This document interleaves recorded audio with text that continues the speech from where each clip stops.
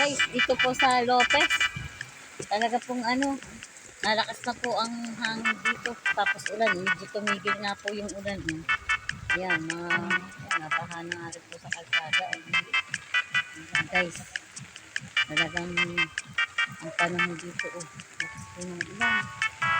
So yan po, nabaha na dito po ako ngayon. Ako po ay nag-aano po ng signal.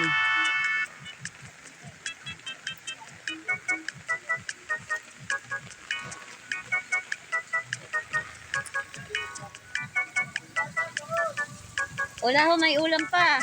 Oy, may nagtitinda pa ho ng isda, Bagyo na ho, talagang ang ulan may pabugso-bugso dito sa amin, dito po sa Lopez, Quezon.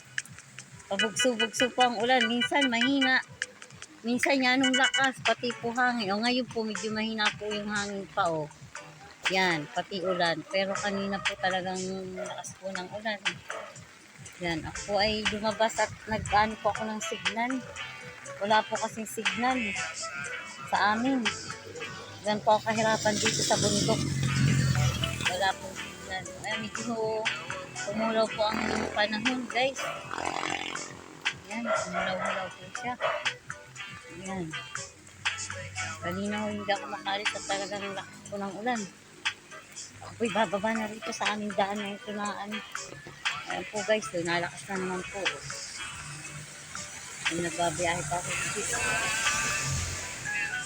Guys, awan ko kung yung aming balon ay may tubig na kasi ito ho ay pag hindi na ulan walang tubig ang balon namin. Ayan, nakasara. Ayan po, at binabaha na rin po yung aming harapan dito. Ayan guys, lakas po talaga yung ulan dito sa amin. Ayan, nakikita nyo naman po. Ayan, ang tubig. So, hindi inaanahan ng tubig. Ay, nakagos na. Ayan.